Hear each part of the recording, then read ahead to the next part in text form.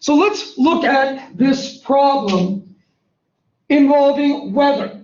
Okay, we're told that the probability that a clear day follows a cloudy day is 60%, and the probability that a clear day follows a clear day is 90%. We want to know the probability that a cloudy day is followed by a clear day 2 days later.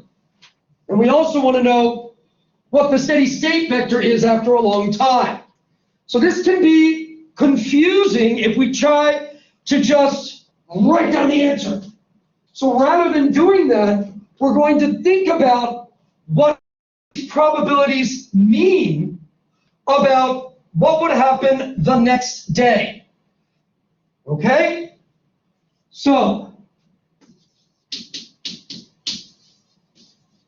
next day clear. All right. So it's 60% times cloudy plus 90% times clear. So I'm going to write that as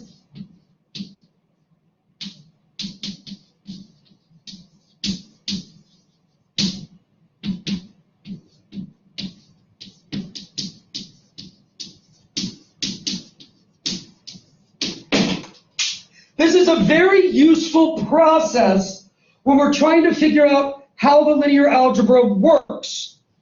All right, we just try to write down something that makes sense. What's the probability that the next day is clear? Well, 90% if today is clear, 60% if today is cloudy. What about the probability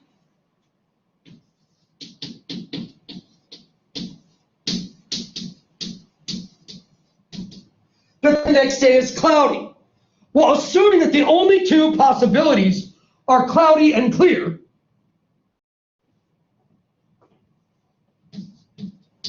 it's going to be 10% if today is clear, and 40%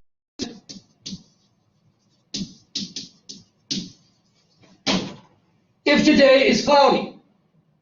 Okay?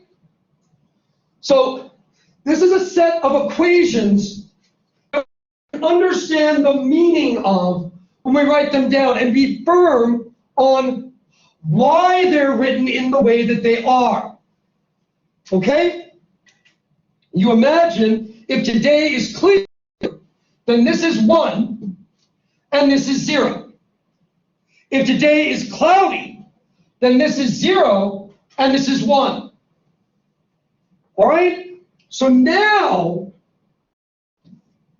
I can write this as a migration matrix, or as a transition matrix, or as a finite differences equation. There's all kinds of ways that people phrase this, but it's the same idea. It's the same thing as the city-suburbs thing that we did before.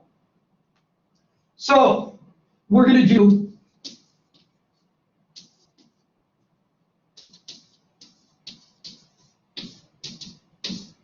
clear, cloudy.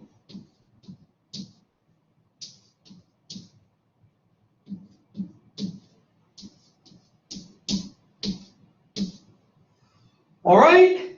And then this is going to be the previous day. So maybe I could call this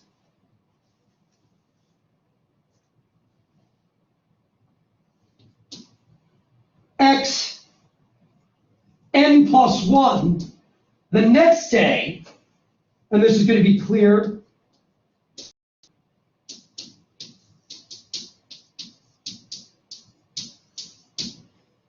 And then x n plus 1 cloudy. And this one is today.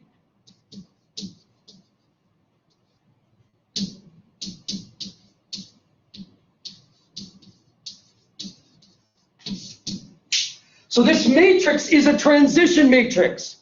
It transitions us from probabilities associated with today to probabilities associated with tomorrow.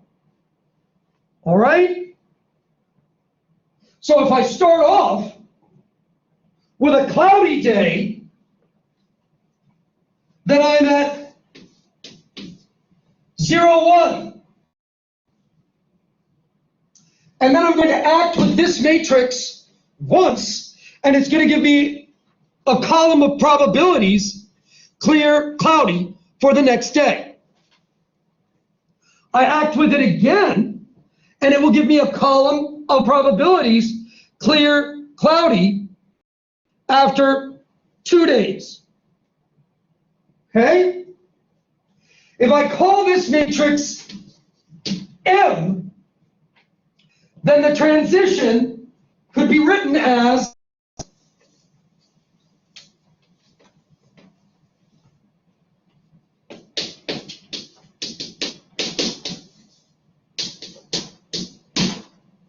xn plus 1, the next day, equals m xn, the current day. Now if I'm looking for a steady state or an equilibrium vector,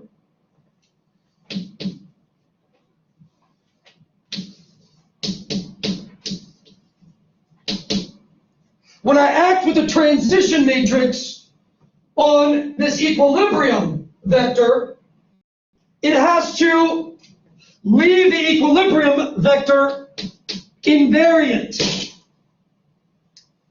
All right? That's why we call it an equilibrium or a steady state. The next day is the same as the current day. Okay? Now, when we first did this, we were neophytes. We didn't know the eigenwords. But now we can look at this and we can say, oh, X equilibrium is an eigenvector of the transition matrix associated with eigenvalue 1. Wow, mouthful. But that's all it says. So if I want to find this equilibrium vector, I'm going to do the same thing I always do to find an eigenvector. I'm going to subtract lambda times the identity, and I'm going to find the null space. So I'll do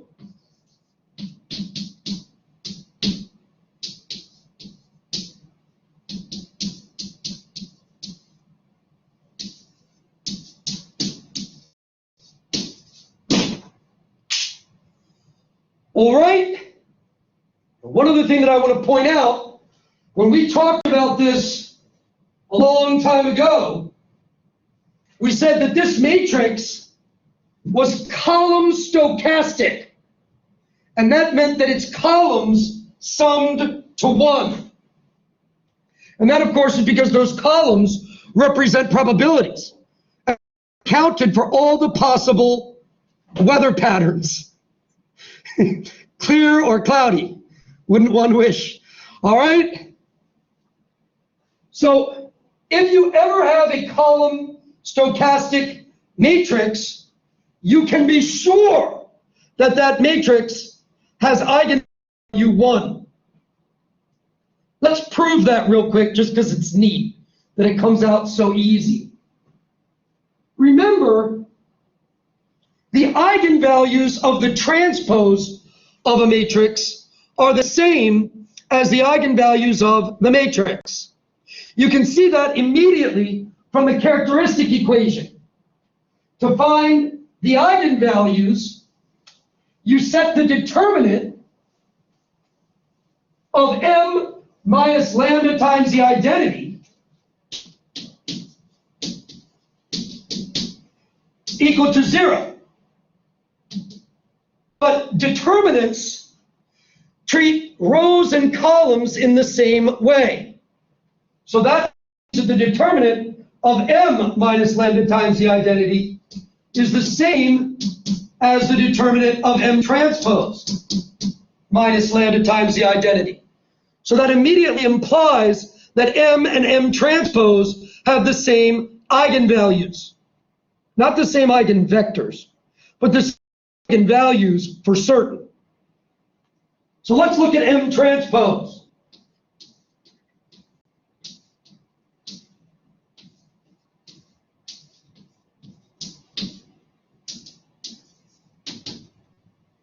All right. Now we said that the columns of M sum to 1. That means that the rows of M transpose sum to 1. And look what that means.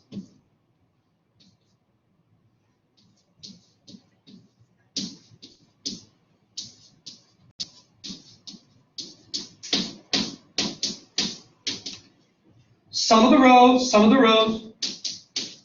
Hey, we've got an eigenvector associated with eigenvalue 1. And this will work for any column stochastic matrix. Remember, we said the eigenvalues were the same, but not the eigenvectors. So you still have to find the eigenvector associated with M. But this gives a very clean, neat proof that all column stochastic matrices, and that includes all the transition matrices, the migration matrices, all that stuff are going to have an equilibrium. They're going to have an eigenvalue 1.